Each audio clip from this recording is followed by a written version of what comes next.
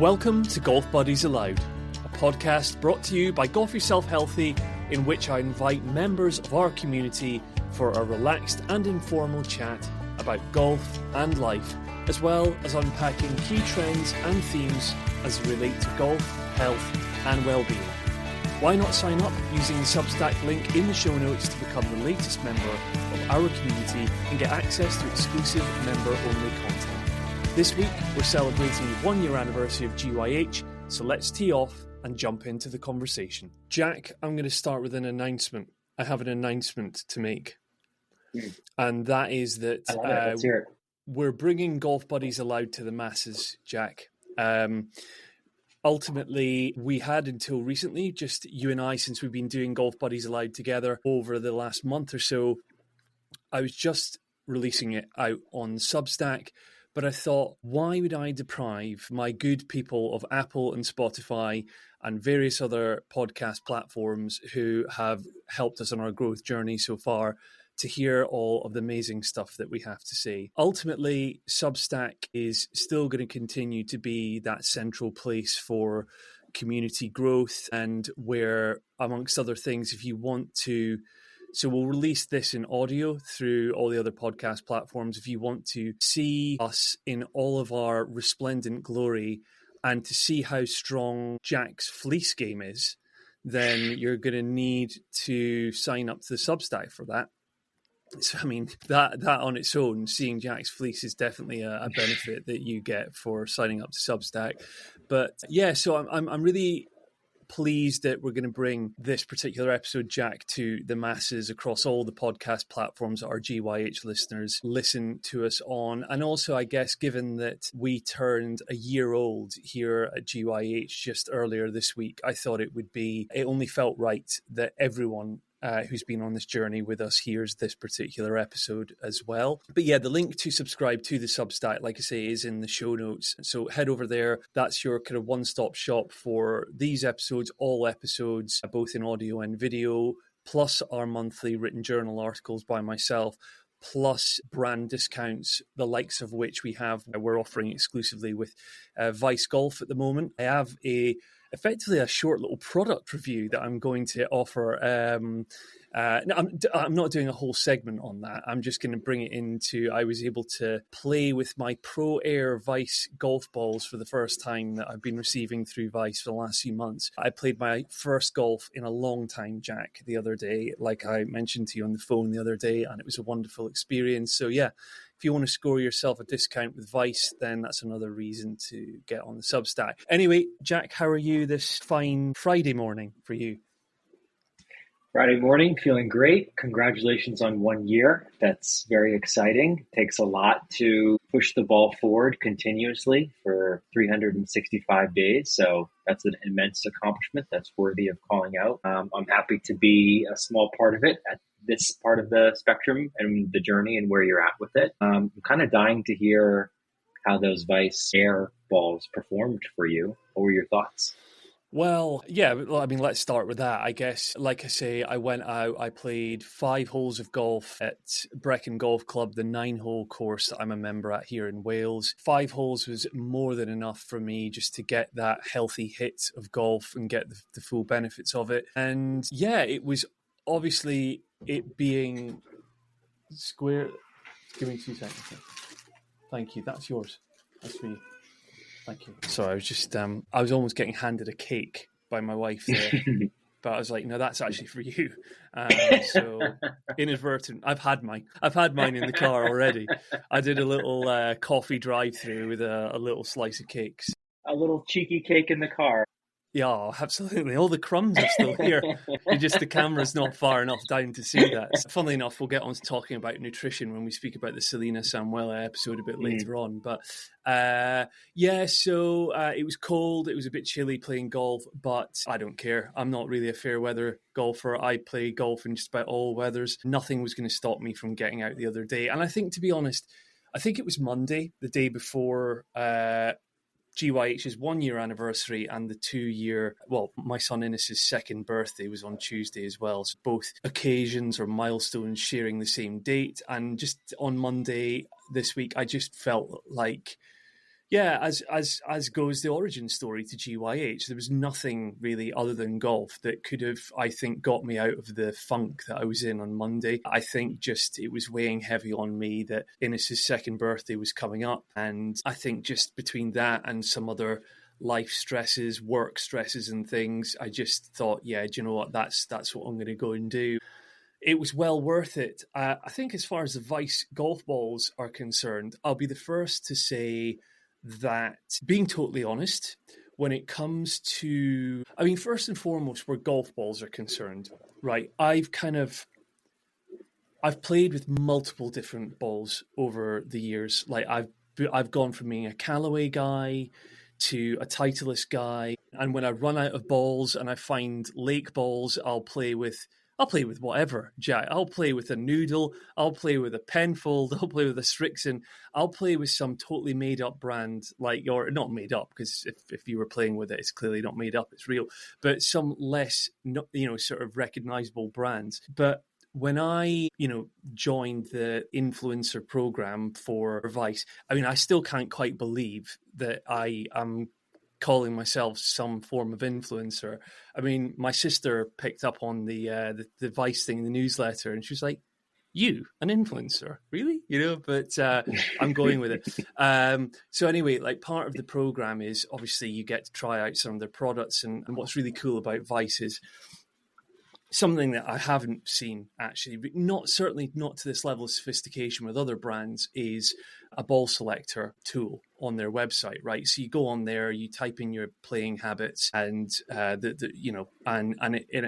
gives you a short list almost of 2 or 3, because they've actually got quite a big range of golf balls, I think, relative to the rest of the market. And it told me that Pro Air was the one that I should use.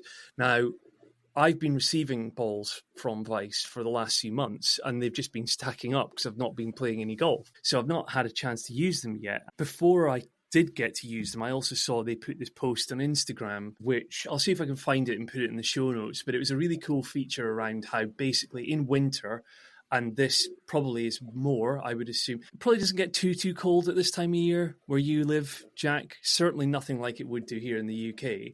And obviously, if we're in the 60s Fahrenheit, you're getting the full fleece treatment. So that's how soft we are right here. Yeah, I mean, I dare to think what you would wear if if you're wearing a fleece in those kind of conditions now. Geez, wow, we'd need an Eskimo suit for you or something like that, I think, if you were here in winter time. But no, they posted this thing about how obviously in winter, in colder temperatures, that does things to how far the ball goes, the compression, or just, I mean, I'm no expert, but again, just the overall performance of your golf ball. And cut a long story short, when I played with that ball the other day, I genuinely couldn't believe how, whoa, what was that? Whoa. Oh, yeah. That was brought to you by Vice Golf.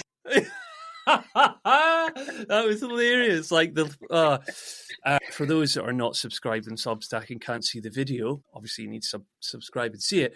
Fireworks just went off, and it's something to do with the way I just flashed my fingers around. But anyway, yeah, there were fireworks. There actually were fireworks. I mean, the thing took off, and it was as if you were playing in summer, like as if, and it was, I just was honestly quite surprised. So yeah. What about you? I mean, have you got are you a go-to guy on any one brand or golf ball? And obviously, Jack, you can say whatever you like. I'm the Vice guy. I've got to toe the line. If you're a Titleist guy or whatever, that's okay. We love you too. But, just what are you? I'm all over the map. Golf ball right here that I obviously have used too much in my life. But yeah, I like trying everything out. I really like seeing the new technology and what they're talking about and trying to put it into practice. I feel like your golf ball is such a personal choice. I'm a big feel player, so I really like a ball that feels a certain way coming off the driver on wedge shots, and certainly off the putter as well. There's a certain sound that I like without getting too particular with it. But Vice, I actually give out Vice balls, the ones that have all the multicolored, I think it's called the Drive series. I give those out to the kids, and when we go to our first tee class and little clinics that we do, they love the colors. They love being on team blue, team neon yellow, team red, all that different stuff. So, and Vice for me, I probably got my first Vice balls, gosh, it must have been 5 or 6 years ago now, when they were just kind of the first brand to get into the D2C space, right? And offer, you could buy 5 dozen for such an affordable amount. So I think they've really been the leaders in kind of disrupting the golf ball industry. So the fact that they have a ball and education around it about its ability to perform in colder temperatures and in the winter is not surprising to me. I think they do really great work, and they have their clubs now as well too, which are affordable and accessible and a great option for anybody getting into the game. So I am a fan of Ice for sure. Yeah, they're cool. They're different, and I think that makes them cool. And they're just, anyone. There'll be plenty of people that watch and listen to this who will be familiar with them, and others who aren't. It's worth just checking them out, even if you've got no intention of buying their stuff. Just seeing how, and almost doing like a side by side comparison, I think is almost to the. Again, in our community of GYH members, I think we've got a somewhat of a balance of diehard golfers, some that are new to golf, some that are thinking about getting into golf. And I think, where those stereotypes of golf are concerned, I think they're breaking them, and it's a cool brand. But anyway, just quick go over the agenda here for today. Again, given that we're putting this episode out on everywhere now, other than just on Substack, it's worth me saying, every week or every couple of weeks or whatever that we release a new episode, we're constantly gaining more followers and new folks to GYH. And so I'd say a word of welcome to them first and foremost, to our new folks, but also a welcome back to all our regular listeners. And I guess for those that haven't heard the last couple of GBA episodes, that is what this format is. You can get to Substack. That's where you can catch up on the first two that Jack and I have done together. It's a format that I've done from the early days of GYH, but it's the idea being that on one given Monday we'll release a episode of the flagship GYH podcast where we've had a guest on who has come to share about their experience of playing golf, why they believe it's good for them, and also what they're doing, what kind of subject matter expertise they bring into golf. And then we take an off week of the flagship GYH podcast, and then Jack and I come on to this Golf Buddies Allowed format, which is a bit more fluid and informal, for want of a better word, and just allows us to get into just a bit more about our own personal anecdotes and life experiences in golf, and just reflect deeper and more on broader golf, health and well-being topics. But where we're going to go to next, I think, Jack, is to unpack a bit more some of the themes that came out of the Selena Samuela episode, which is the most recent episode of the GYH podcast, released on this past Monday, the 18th of February, and I think we'll open the vulnerability vault again today. I've obviously been practicing my pronunciation of that since the last time, so nailed it. So we're going to open the vulnerability vault again today. I think there maybe are, I also want to, if time allows, delve a bit into the habits stuff. The healthy habits is a segment that I've kind of peppered into this GBA format over these last few weeks. As I mentioned in GBA number 2 with Jack a couple of weeks ago, I've been reading Atomic Habits by James Clear, and I've just had a few light bulb moments go off in the last few days about what habits look like and what they mean in a golf context. And yeah, anything else, Jack, you wanted to bring up while we're talking today? That all sounds wonderful. I think it's a great agenda. I'm really excited to get into Selena's podcast episode. I took a lot of notes on it. I thought there's a lot of overarching themes that are good to discuss. But if it's okay with you, I just want to ask you a quick question from my side that I think is interesting, because this was your first time back out on the golf course in a relatively long time, right? So I've been playing for probably 30 years at this point, right?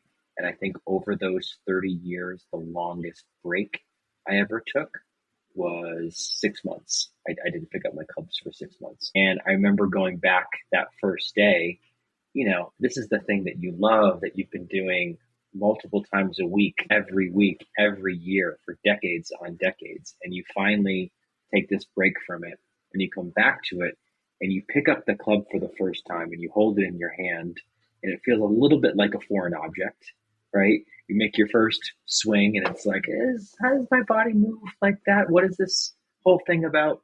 So I'm just curious about your experience swinging the club, getting back out on the course for the first time in a longer time, and any sort of emotions or insights that you gathered from that, especially because there's probably some people listening right now who are in the middle of winter who aren't playing, or relatively newer to the game and not playing that much.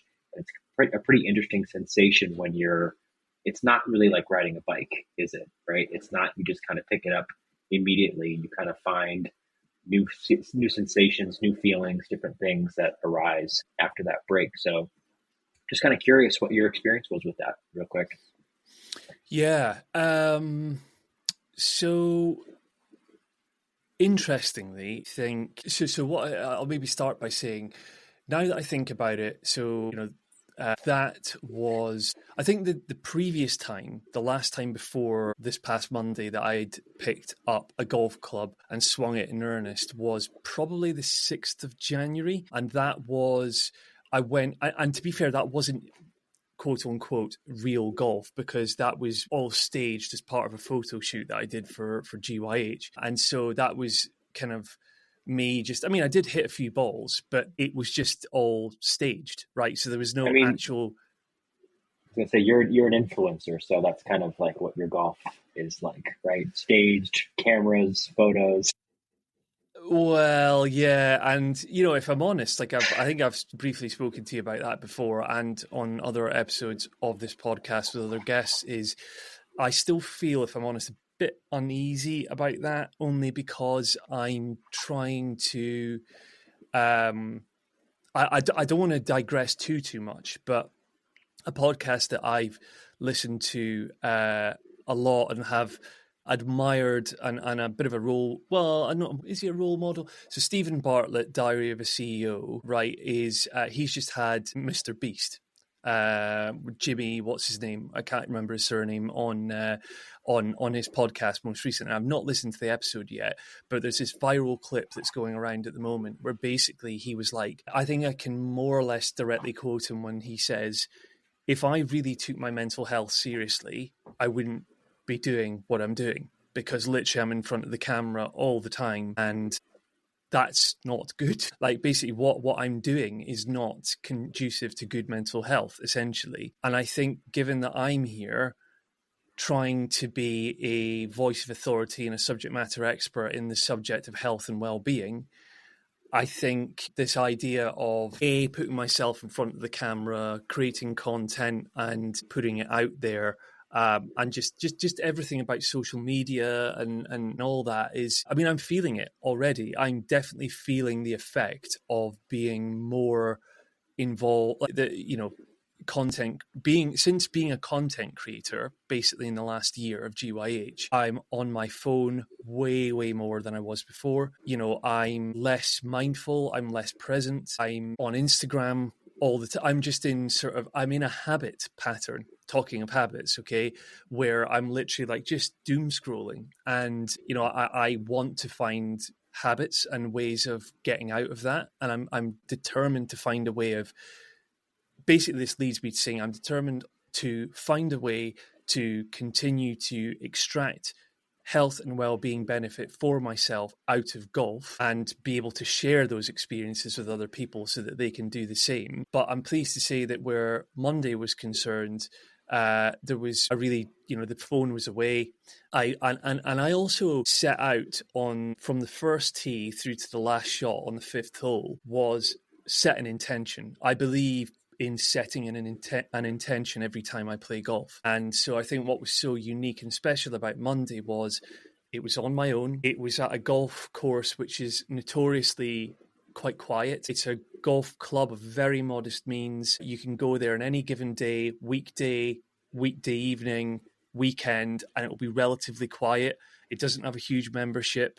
It doesn't have many resources. It's got one full-time greenkeeper and a part-time person working there, but it's set in a beautiful setting. And, you tee off in the 4th hole, the river is running behind you, and all you hear is nothing but bird song and river running. And all the conditions are just right to feel good and just to lap it up and enjoy golf and be in the present, right? So I think if I were to pick on the main reflections and takeaways from Monday was, and then leading into Tuesday on Innes' second birthday and GYH's first birthday, is I play golf for him now. I play golf to remember him. I do it because of him. It's a space for me to remember him, to honor him. And I think just because I've got, he is essentially to me a higher power now.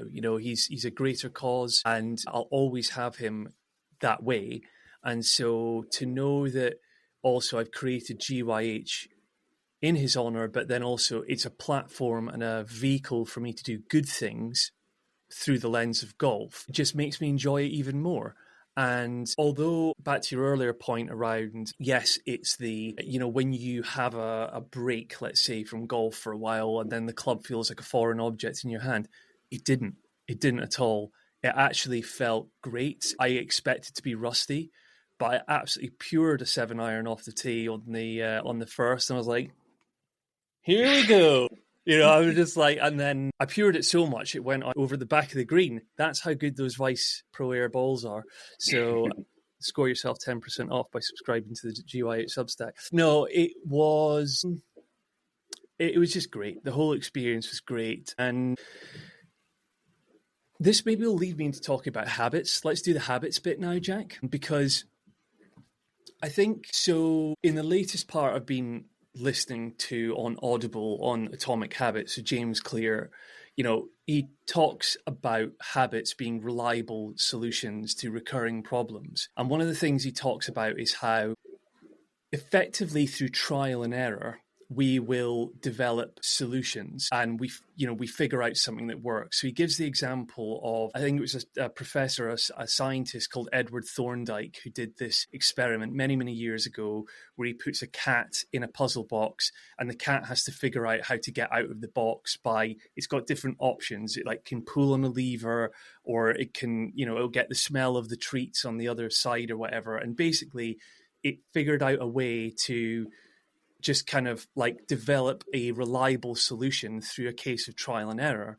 And it got me to thinking about how in golf, if you're not coached by someone and you don't go for golf lessons, for instance, as will be the case for a number of golfers, especially the casual ones who go out and play every now and again, we develop things that work. But I think if I look back on my golf, up until a certain point in my golfing life, I got by just based on stuff that I did through trial and error, throughout anyone formally teaching me. But I think the key difference now that I was able to benefit from on Monday was the habits that I've developed that have allowed me to have reliable, repeatable solutions to recurring problems are what I've learned from my most recent golf coach, where, for instance, he's taught me the importance of a pre-shot routine. So for me, I think about that. Effectively, having a pre-shot routine is a habit that plays out in a golfing context. If you stop and think about this, there's so many habits that we have in golf, and some are more obvious than others. The habit of marking your ball on the putting green, the habit of lining up a putt or whatever, and I could go on and on ad infinitum.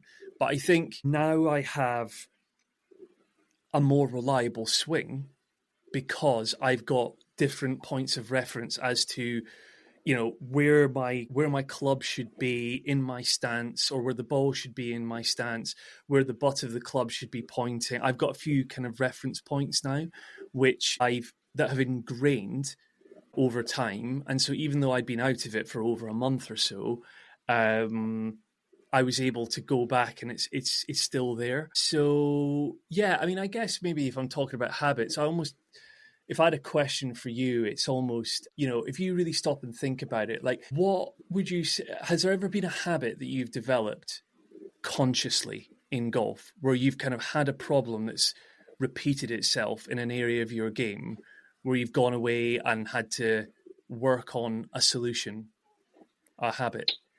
Yeah, I think probably one of the most interesting parts of what you shared there's all these habits that you have about the reliability of your swing, but how about the reliability of your mind state when you're on the golf course? You've completely reframed your experience playing golf on a course from I'm trying to shoot a score, I'm trying to swing correctly, I'm trying to do whatever, to I'm trying to honor the memory of my son. I'm trying to, get in touch with him through this sort of experience, right? That's going to put your mental headspace in an entirely different spot than if you were not thinking about that, right? So I think that in and of itself is a habit that gets you in the right frame of mind to perform or to just enjoy, right? Like I think, we'll get to the Selena interview, but one of the things that she said was recognizing the immense privilege it is to be out there doing what you're doing and how valuable that is. So to answer your question, I have definitely struggled with anger on the golf course. Like I'm a very competitive person. I really want to play my best at all times. I work very, very hard, or I used to work very, very hard. Not so much anymore as I've been focusing more on the business stuff. But when things wouldn't go my way, it would just like rile me beyond belief, kind of go down that drain of feeling sorry for yourself. How could I get that bounce? Why did the wind pick up? It's like the world's conspiring against you, right? And gosh, what a awful way to play golf that is. So I think the biggest work that I've done from a habit perspective is to retrain my mind to get into the right space for when I'm out there. An attitude of gratitude is a simple way of putting it, right? Being grateful for the experience, being grateful for being out in nature. When you were describing your story, it's basically you went for a walk and golf got involved, right? Like you went to kind of go clear your head to get yourself in feeling better. There's these different stresses in life that are going on, these different moments on the calendar of significance. A lot of people just go for a hike or go for a walk in that instance to feel better. And that's what golf allows, just with hitting the ball in between the steps, basically, right?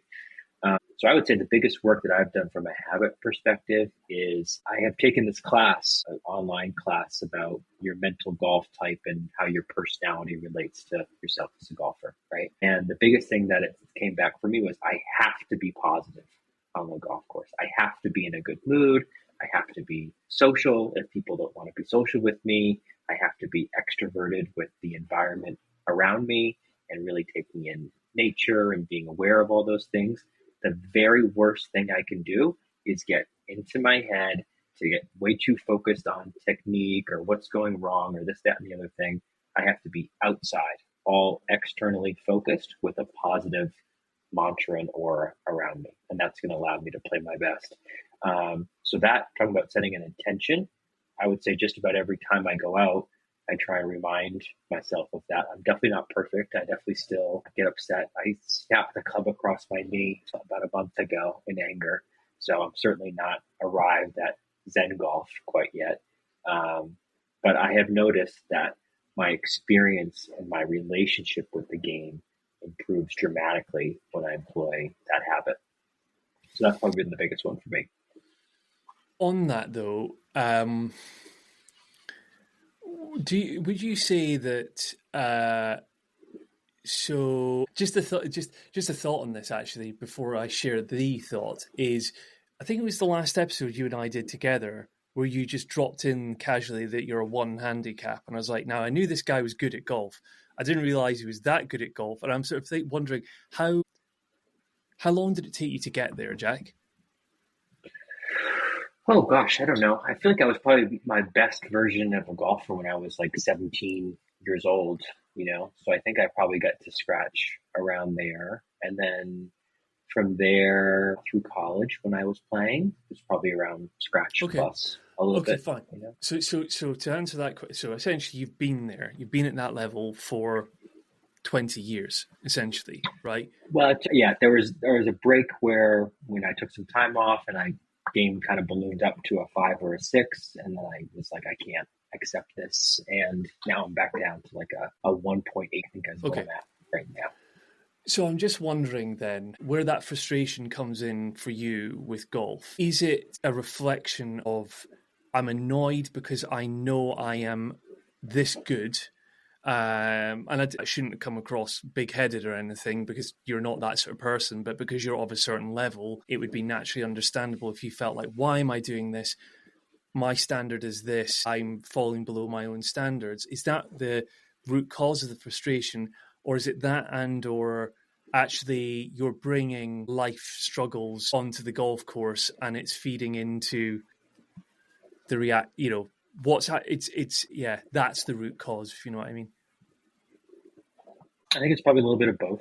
I think I've done a good job in recent times in reframing my mindset to not bring problems off the course onto the course. I think I look at the course now as a safe space and a sanctuary where I do put my phone away. I don't check it for the entirety of the round.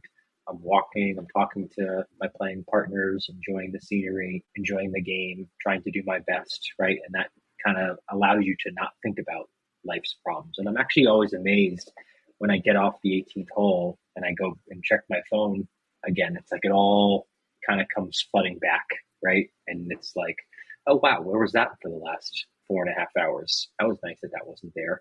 But in the past, that's certainly been a part of it. You have a rough week at work, something's annoying you, you bring that onto the course, and it kind of seeps into your game through osmosis. I would say on the other side of it, having a level of expectation for yourself, like just striving and dying to be the best golfer that you can be.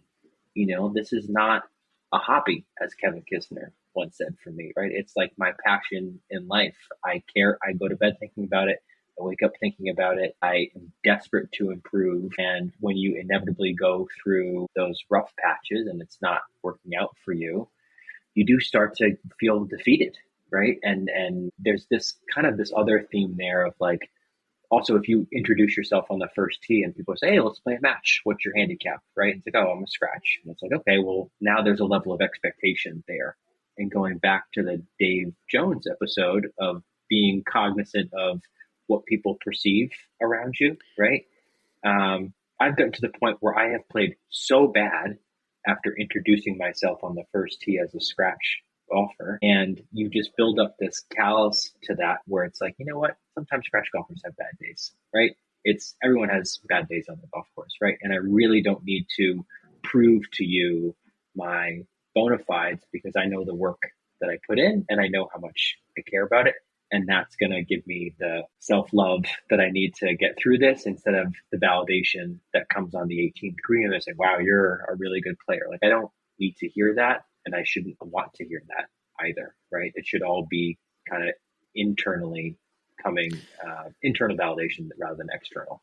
Yeah, that's really interesting because, you make me actually kind of retract the reflection or statement I made a minute ago, which is like, oh, Jack, you dropped in recently or a one handicap or whatever. Oh, I didn't know you were that good kind of thing. But that almost places you on a pedestal in my eyes, which actually is, I think if you get where I'm going with this, it's, again, I've talked about it on this podcast before. I think personally, when I'm in awe of someone that is that good at golf, say, or that good at anything in life, then I'm almost like limiting my own potential in a way, because basically there's an act of comparison going on there, essentially, which is playing out in the example that you just gave when you pitch up at the first tee and you've been paired up with a random guy who says, oh, hey, shall we have a match? What's your handicap? And then all of a sudden they're like, oh, and then all of a sudden that inadvertently places the pressure on you that you were never asking for in the first place.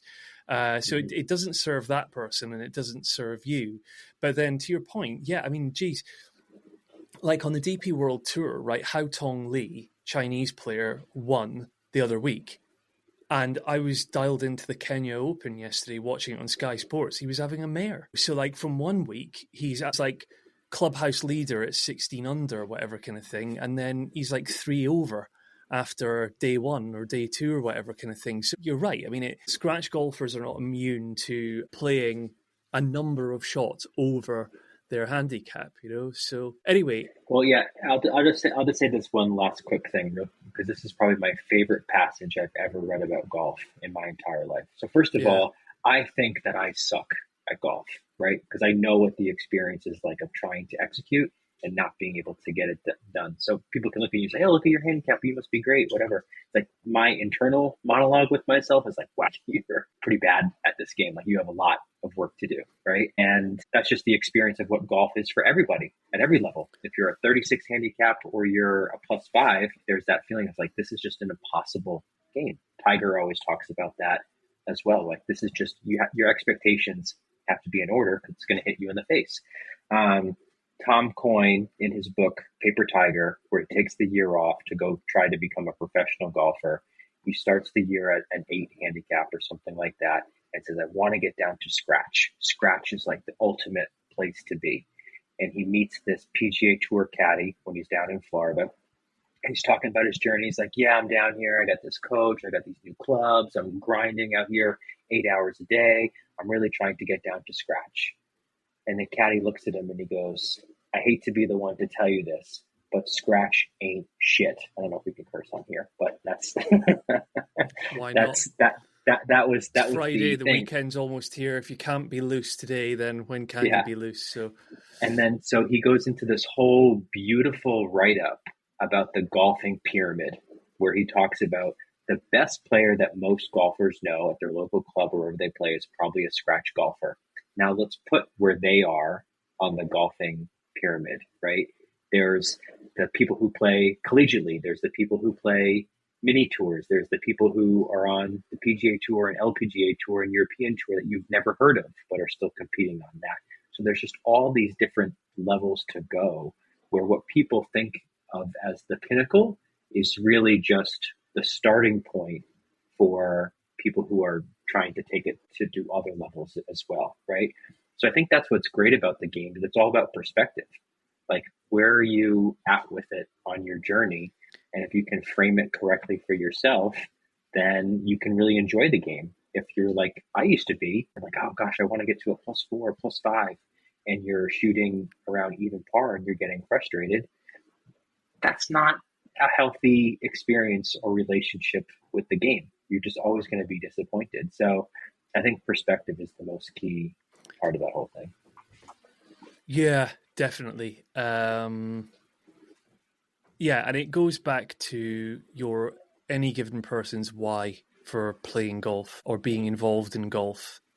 And I suppose one of the beautiful things about it is, you know, if you take Tom Coyne as an example, or you as an example, or me, any of us, you know, even when, for example, you've kind of essentially taken your playing prowess to the very limits of what it's capable of, right? Because for you, for instance, down at 1 or 2, to get it to scratch from there is, well, I mean, I don't know how hard it is. I mean, it just feels like very small margins, right? But you'll know that better than me. But what I'm trying to say is, I do realize that, you know, whenever you get to that sort of level, then yeah, I can understand how it would, although I'm not there, I can conceptually understand how I somehow feel like I imagine that it would be the likelihood of becoming frustrated with a round of golf or making mistakes or shooting something over my handicap would be higher, just because I'm like, there's such little margin for error relative to your handicap when you get there. But then almost you can always fall back on, well, in Jack's case, he runs Knudsen. He's using golf as a power for good. Tom Coyne is the editor of the Golfer's Journal, and he's involved in one of the most beautiful and deeply thoughtful golf publications in the world. And so he can get love out of golf. We can all enjoy golf in other ways other than just what happens out in the golf course, if you know what I mean.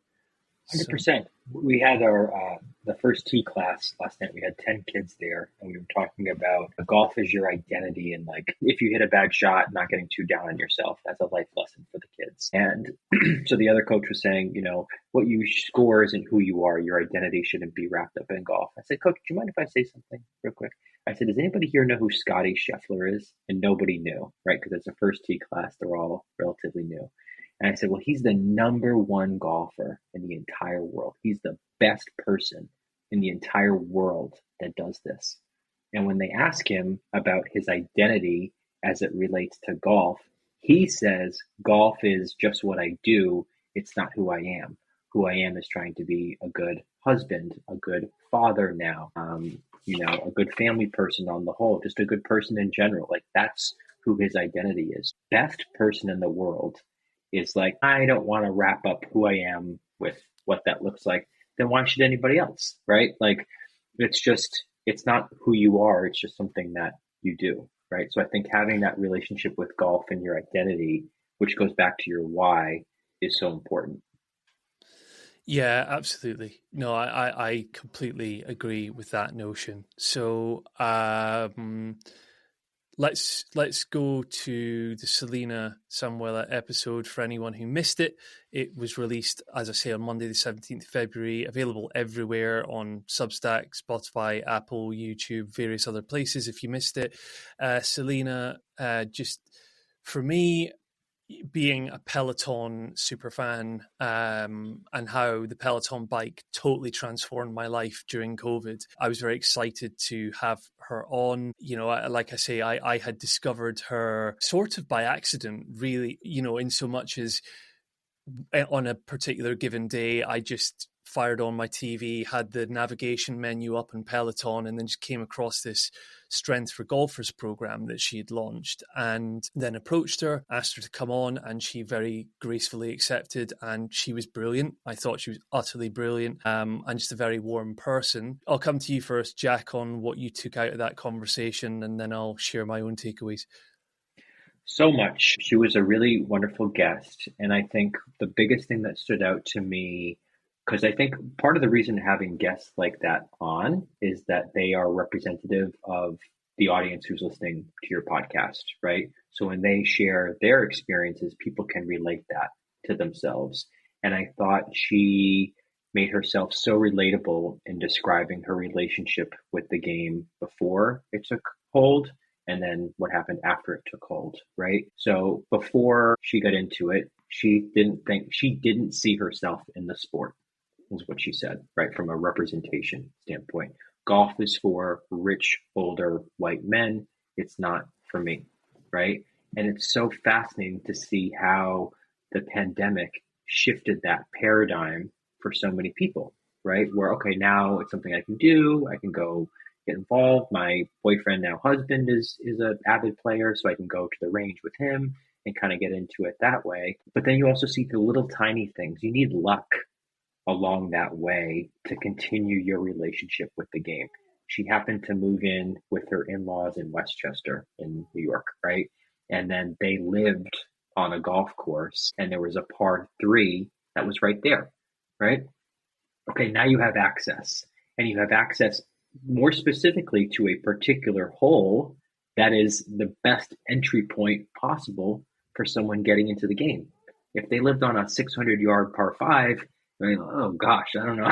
This is like a lot to go through to get into it. But she probably was able to go out there and just play the hole over and over again and develop this relationship with it. It actually reminds me of our friend Corey from SOBA, who during the pandemic moved in with his in-laws who happened to have a little golf hole in the backyard, and he was able to get the game that way. So these themes are recurring, right? What was your relationship with the game before it? How did you get into it as a means through the pandemic? And how did your relationship evolve? I love that she talked about basically the fact that she's a good athlete, and she typically, whatever she picks up, she's able to accomplish, and how golf represents a different challenge and it's not as easy as that. And to me, that's the addicting part, right?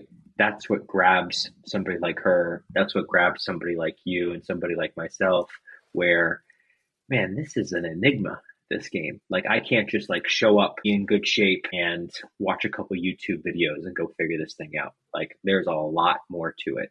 And in her short relationship with the game, she was able to create the insight for herself that this was very much a meditation practice, right? Of, embracing the rough and cherishing the fairway. I thought that whole segment was really well done as well, and kind of talking through that part of it. The last thing I'll say, which resonated with me, was I, for fun, do boxing as a workout as well. And I think she said she had a career as an amateur professional boxer before the Peloton stuff. And she was talking about some of the similarities there that are different than other sports. And that resonated so much with me, because golf is a lot more like boxing than it is like baseball or something like that. There's not the same swing, whatever. But from a resiliency standpoint and getting physically punched versus getting emotionally punched, when I did my very first sparring session in boxing, I got clocked in the face multiple times, right? I was so pissed. I was like, "Ugh," like I want to go like actually fight, And like the coach had to calm me down, and he was like, the key in the ring is you have to maintain your cool at all times. You have to be calm in chaos. That's the only way that you can perform and do this. And you look at boxing from outside the ropes, like that doesn't make any sense. You just have to be like angry and tough and like get after it. That's the way to win. That's not the way to win at all, right? And it's the same thing with golf, where you can't overpower your experience with the game and just grit your teeth and get through it. You have to develop this acceptance and this calmness and this state of mind that allows you to endure all the highs and lows that are going to happen. So she was a really wonderful guest, a lot of great insights, and I thought her story was very representative of a lot of people's journey, and I'm sure a lot of people took a lot out of it as a result. Yeah. First of all, I've just been taking notes as you've been speaking, and the first thing I'll say is when I wanted us to delve into previous episodes together in this format, part of the reason for that was because, and why I would love for our listeners to also do the same, is to comment or to write in comments on Substack or wherever it is to kind of, what did you take away from listening to an episode? Why? Because what I took away is not necessarily, I've not written down the same things that you did. And it's always great to hear other people, like some, depending on, someone will always pick up something different. And what you picked up on was that par 3 thing is probably the first thing I'll say. So I did hear her say that, but I guess that point around how, so first and foremost, she felt like she didn't, she ruled herself out of golf just because of, not seeing herself in the sport because of the demographic, or the people that she did see didn't look like her effectively, right? So part of what she credits with getting into the game is having a shorter course of, a form of golf that was just more beginner friendly. And so this is so interesting because, anything that you read in the golf business world at the moment in terms of some of the key trends and things that are happening. We spoke a bit before actually about the Golfer's Journal. There's a brilliant episode of that with a guy called Jared Dorfler, who is like a bit of an expert on, he's got a Substack called Perfect Putt, I think it's called. And he talks about how one of the biggest growth areas in golf at the moment is the growth of basically par 3 or shorter courses. And I honestly believe that is one of the most galvanizing things that golf can do in the name of truly growing the game in a proper sense and getting more people into it, but in an inclusive way as well, right? So it's really interesting just building on this thing that Selena was saying about her. So again, you mentioned Dave Jones, the episode before her on the GYH podcast. And if you now consider that on back-to-back episodes of the GYH podcast, we have had 2 celebrities basically come on here who are on the big screen. These are supremely competent people. However, golf humbles them like nothing has ever humbled them before. And something you said a minute ago made me think of that, because something that my listeners at GYH, I know they value because they tell me, is that we're hearing stories that are relatable, okay? And essentially, to her point, like just because she's a very good athlete and very good at most things that she puts her mind to or whatever, golf just isn't like that. And that's what golf makes her an everyday athlete in a way that other things wouldn't. And that is what is so truly unique about golf. Because, to her point, because she's so fit and in great shape or whatever and has great physical prowess, that will translate well in a lot of sports, but not golf. And I think, and because of that, I think that, amongst other reasons, led to her being quite vulnerable and sharing about some of those things. one thing that she said off air, which I'm sure she won't mind me sharing here because it wasn't something she said really off the record per se, was just conversationally. She told me that she has a friend, I think, who's on the one of the board of directors at the LPGA. And this person had invited her to play the Pro-Am at a particular LPGA tour event. And she said to her friend, she was like, oh, no, I couldn't do that. Like, you don't realize, like, I'm a 17 or 18 handicapper. And this friend was like, girl, are you for real right now? She was like, a guy would accept this invite in a heartbeat. You know, even if a guy was like a 25 handicap or whatever, they'd be like, hell yeah, I'm in there, you know. But there was something that she shared about how, and again, you know, she'll probably know that better than I will, but I just found that so interesting, and it made me, from my vantage point, determined to help women in whatever way I can to overcome that sort of imposter syndrome or limiting self-belief, which seemingly doesn't play out for others or for men, for example, which I don't know. Again, it's always one of those ones where we don't want to get into generalizing too much, but I can believe that. I can definitely believe that that's probably that's the way that would play out. So yeah, I mean, the other things that I had taken away were I learned a bit just about fitness in general and working out. So I loved how someone, again, of her, you know, her or any of the Peloton instructors are all in great shape.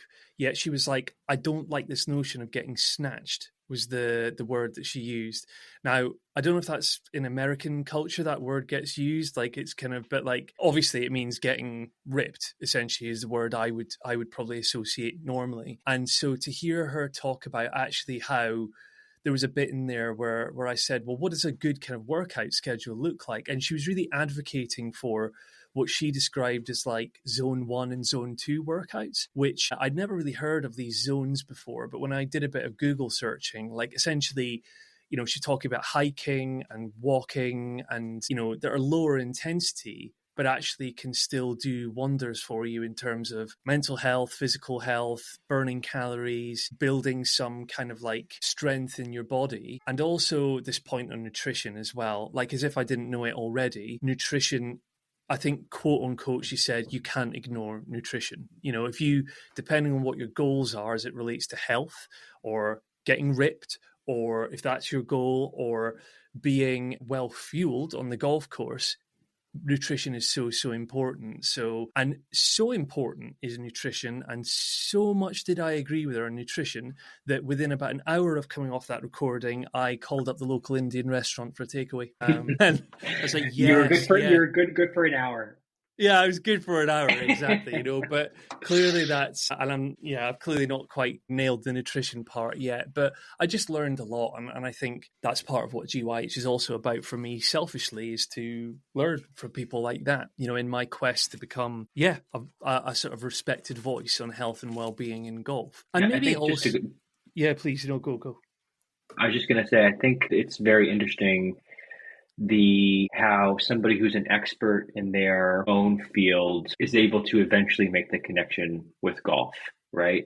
Because I would say getting snatched, I've actually never heard that phrase before, but I think that's the right way of saying it, is the same thing as getting to scratch, right? If you think of it that way, where it's like somebody who gets onto the physical wellness journey, the person who says, I want to get ripped, and I'm going to go, because of course, we've all been there at some point in our life, and you're able to go on that mindset for a week, maybe. And then it's like, oh, this is exhausting. Like, I don't know if I can keep this up. I got to go back, right? And same thing for a golfer who wants to get down to scratch. Okay, well, I'm going to go to the range until my hands bleed, and I'm going to go figure this out, and I'm going to go get better. That's not the way to do it either. These are all life metaphors as well, right? So when she's talking about zone 1 and zone 2 training and hiking and walking and doing these other little things and focusing on your nutrition, not to a crazy degree, but just making better choices, to me, that's the exact recipe I would give somebody to get to scratch, right? Don't go to the range until your hands bleed. Zone 1 training is like going to the chipping green. Go there for an hour, develop a little bit of feel. Zone 2, go to the putting green, right? You want to go to a high intensity workout once or twice a week, that's going to the range and hitting a medium or a large bucket or something like that, right? And then your HIIT training or your cross training or whatever is actually getting out on the golf course and doing it. But it's the consistency and the dedication to the process that eventually gets you snatched and or scratch. It's not this mindset that I'm going to will myself and overpower it to do that. Just like any problem in life, you have to go through the process. And she talked about that as well. The obstacle is the way. The only way around is through. You have to put in the work, right? And I think framing that work in a timeline that has some longevity to it, that's really representative of the journey that you're trying to go on, rather than say, okay, I got a beach trip coming up in 6 weeks. I got to look good. I got to do a big cut, right? Okay, that's good for some people, but most people are not going to be able to stick to that. Or, oh, I'm going to play in this pro-am at this LPGA event. I got to get really good and go practice super quickly. You're probably not going to perform your best that way either. So I think, and going back to the Dave Jones side of things, I mean, both of these two people are alphas, for lack of a better phrase, in their respective fields. They're very comfortable being in front of the camera. They're very comfortable being leaders of their respective communities, and they aspire to do great things they want. And they are both crippled with fear at the prospect of swinging a golf club in front of 100 people. You know what I mean? And it always reminds me of that old Jerry Seinfeld joke about people. The number one fear in life is public speaking. The number two is death. So people would rather be in the casket than giving the eulogy at the funeral, right? It's there's this such outsized fear of embarrassment or imposter syndrome, or how are people going to judge me when I'm on the golf course, that, that was what a wonderful opportunity that would be for her to go playing that sort of thing, and to turn it down because of that kind of fear elements. Certainly, she probably doesn't turn down, great Peloton. When Peloton first called her and said, hey, do you want to be an instructor? I'm not going to turn that down because I'm fearful of how I'm going to perform in front of others. That takes a huge amount of confidence and self-belief. So I think that's another recurring theme, is just this, golf does a very good job of making people doubt themselves. And I think the purpose of your podcast, one of them, hopefully, is to get people to realize that they don't need to go down that path, and that it's a welcoming community of people who aren't going to judge you like that. Definitely. That is most certainly for sure. Let's maybe round this out on the good old VV, Jack, the vulnerability vault. If I may share on this, and I am grateful that you introduced this segment the last time we did this in GBA number 2. Just looking back on this past Tuesday, being, like I say, Innes's second birthday, it was a tough day. It was obviously a tough day just because we're reminded that he's not here physically. I mean, we have his ashes here at home, and we have them next to us in our bedroom in an urn.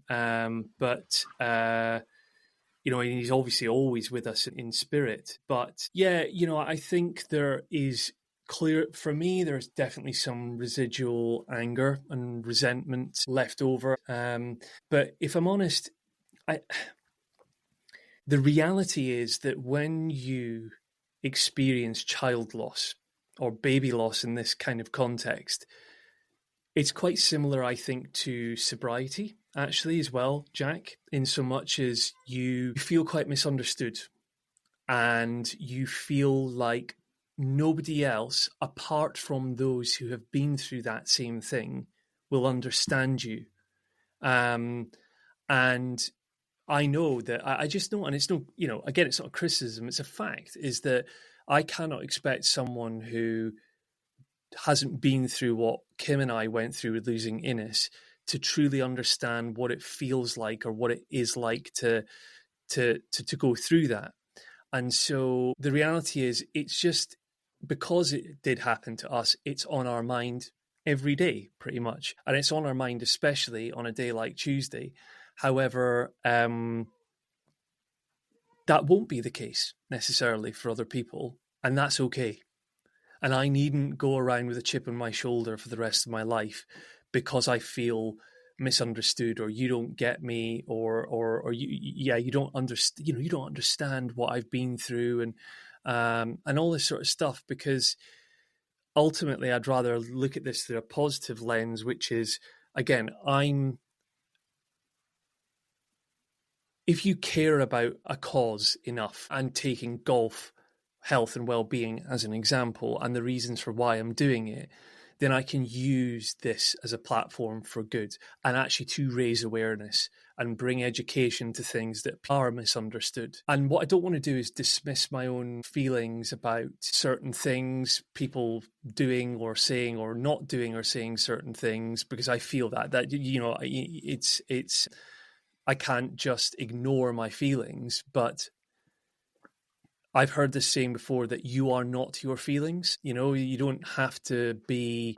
And I don't actually not say that out loud. I'm not sure I truly understand. I think I understand the essence of what someone means by that, but I can't quite fully put it into words at the moment. But I think the other thing I'll say as well is, and genuinely why I ask anyone that is listening to this to head over and to subscribe to the Substack, for example, is because that is helping me to grow Golf Yourself Healthy, to allow me to get it to a place where in time I can make this my full-time thing and make a living from this, hopefully, because I'm desperate to do that.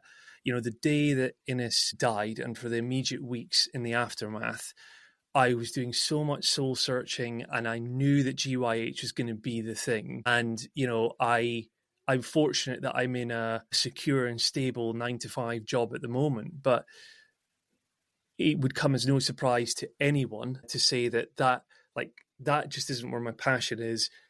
GYH is where my passion is, and I'm just experiencing, and this is my other contribution to the vulnerability vault, is this impatience that I've talked to you about before, Jack, of just trying to make it happen, be able to make GYH full time, but I just need to take things a day at a time at the moment and just enjoy the ride, enjoy the process, basically, and trust that it'll all come in good time. So that's it. That's really where I'm at the moment. Yeah, I think that's very interesting. I'm sorry that you had to have that experience of anger on Tuesday. I am not an expert in healing from a trauma like that, but I would imagine that's probably an emotion that's not unique to you in feeling that.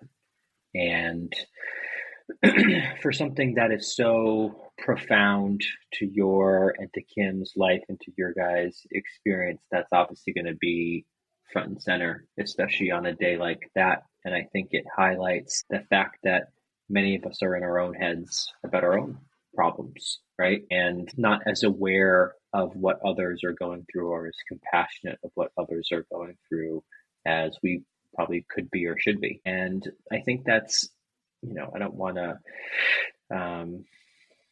move it too much into golf, because it's obviously a lot weightier discussion than that. But I think that is something that I have found, being externally focused on the golf course, like I talked about before. It's like wanting to know the other person, wanting to know what's going on in their life, wanting to know their challenges, having a conversation. I think that theme of community has continually come up in everything that I've done. And I think being a positive member of the community is being aware of what everybody is going through in a certain way. So I think that hopefully the community that you've created around yourself, you provide such a service 365 days a year, but let's say 364 days, I'm going to help everybody based on my experience, right? Yeah. And for the one day where you're feeling that, let's all wrap our arms around you so that you feel the love back from the community, right? And I think that's an important element. So I would like to say that sending you a big hug and love and all the thoughts and prayers for you and your family, having gone through that. And I'm sure that anniversary is not an easy day to get through, but what you have built with GYH is a beautiful testament to Ennis's memory, and his spirit is obviously infused through everything that you're doing. So while people may not say, oh my gosh, I'm so sorry for you on this particular day, just them interacting with the content that you're producing or the stories that you're telling or the community that you're building is a transitive property way of them acknowledging that as well. Thank you, Jack. To the point you've just made. So, for instance, on Tuesday, I reposted on Instagram to my Golf Yourself Healthy main kind of brand page, but also I've just created a personal Kris Lynch GYH account to more document my own personal golfing myself healthy journey. So I posted essentially the promo video, right, for GYH, which was recorded at a golf course called Langland Bay in South Wales here, and it's a lovely, I worked at the local media company who were really sensitive and delicate with the way they handled me, and I brought in his story to that video. And, again, going to what I've talked to you about before, this kind of getting through this insecurity about bringing him up all the time, just that act of posting that again, essentially for the second time on Tuesday, the response I had to that was remarkable. So many people, new followers getting in touch and saying really nice things and supportive things, existing followers and GYH listeners and community members getting in touch to say how much they appreciate GYH and also sharing their own losses with me along similar lines, which just talks to the power of this. And that is what I want this to be. That is, if that is Innes's legacy living on, is that he, what he went through is not in vain, because he is giving strength to other people, and I'm, by extension, giving strength to other people by telling his story and recognizing these babies and these children that are no longer here, because they will often not get talked about because people feel it's taboo, or they'll bury it under the surface because they experience similar feelings to what I do, so that is one of the greatest gifts for me, is to when I receive those messages from people, it tells me that this is touching people in the way that it was intended to. And it just gives me that motivation to keep going, to keep pushing, to keep growing. And yeah, I appreciate all of you for watching and listening and helping me get to where this has got to in the last year. And there's so much more to come. There's some exciting things in the pipeline, I think, for us at GYH. And I'm just looking forward to bringing them to you all as and when they happen. But I think I'm more or less there in terms of things that were on my mind for us to talk about today. Jack, how about you? Did you want to give airtime to anything else? I think that you have that segment, Your Honor, right? So I think you can be Your Honor this week for me, right? Because you shared that you played on Monday by yourself. Is that right? So I think what this community does that you're creating is there's a lot of people out there who are playing golf by themselves, who are living the game of life by themselves, who are experiencing the hurt that can be coming from wherever it is in their own lives and going through that on their own. But I think the reality is that you're not alone, right? You're not going through these challenges alone, that this community has all found golf in a certain phase of their life. Sometimes it's good, sometimes it's not so good.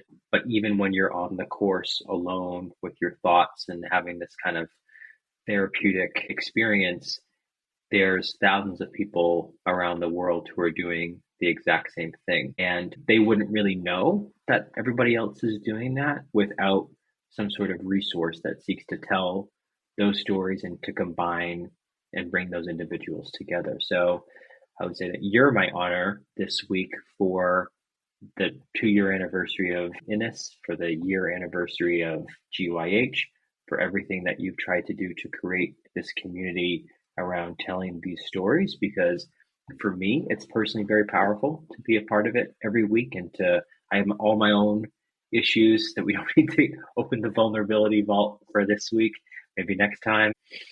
But just feeling that sense of presence of people around you who are undergoing similar sort of situations and finding solace through the game and finding solace through the others that they meet along that journey is an incredibly powerful feeling to share. So I really thank you for all the work that you've done, the hard work that you've done, in addition to your day job, to continue to push the ball forward on this sort of stuff, because it's very important. And I think that you keep doing the good work that you're doing, and I'm here to support you, and many others are here to support you as well. This will become something that you can really do full time and live out your vision exactly the way that you see it. And I hope and pray for that every day for you. Thank you, Jack. I really, really appreciate that. Thank you for the It's Your Honour accolade. I did forget about It's Your Honour, and if I were to make a contribution to that this week, my contribution to it would be, and to end this on a slightly lighter note, and that's not to trivialise all the stuff that I've just brought up or anything. It's just this really, what I'm about to share now really, really tickled me. I just came across on Facebook the other day. So West Monmouthshire Golf Club is here in South Wales, about 20 minutes from my house. Their claim to fame is they say that they have the highest tee box in all of the UK. So the elevation of it, I think it's the 14th hole, it's a par 4. I went there recently. It's pretty damn high, that's for sure. And it's, again, really modest golf club, in a very much a working class area of Wales, and the people there are just salt of the earth. I've been up there a few times, and to give them a shout out, I mean, for instance, they've got a really dedicated team of volunteers who, a couple of the guys in particular, are out, watering the greens, and their greens are amazing for, again, for a club of modest means, how they maintain their golf course is really, really impressive, and just nice people. But I've been following them on their Facebook account for the last while, and they host all manner of social events up there. And on, I think it's the 5th of April, they're hosting a DSS event, Jack. Divorced, Single and Separated. Okay, so this is a speed dating event that they're running, and the whole synopsis of the little flyer on Facebook says, "Are you tired of dating apps and swiping left and swiping right, and just want to have a real conversation with real people? Come to West Monmouthshire Golf Club and meet people in their 30s plus." And I'm thinking, I mean, I've been to that golf club, and that's pretty heavily weighted towards one gender and one demographic. So I'm sort of thinking, okay, how many people are they going to get signing up for this event? I think it's very honourable, frankly, that they are pushing the envelope and running an event of this nature in an establishment and which is probably not renowned for such social occasions. But I wish them all the success, and I genuinely... They probably know more than I do, but I just find that a very fascinating concept that they're running a speed dating event in a golf club. I've just never seen that before. Have you? I think it could be a little bit of a wave of the future. I mean, I take so much inspiration, everything that I'm working on with running culture right now. So there's all these run clubs that have popped up in the major metropolitan cities in the US, and they have become the new single scene. That's the easiest place for people to meet. So there's this shift away from apps to IRL experiences, in real life experiences. So if running clubs can foster that sort of community and introduce yourself to people. There's another one that I saw this week on Instagram that was a sauna, cold plunge, workout, stretch group that then turned into a nightclub at the end. It was like a wellness experience that you could meet people. So golf and wellness, meet people. I think people are kind of craving connection in person. That's been one of the biggest, post-pandemic trends. Golf is a perfect vehicle for that. So I'm still hoping to find my significant other on the golf course. So maybe I should go to that singles night. I think, yeah. Well, prime candidate. I think that's maybe why it sort of really occupied more of my headspace and that sort of thing would normally, because I thought, oh, I know a guy who's single and ready to mingle.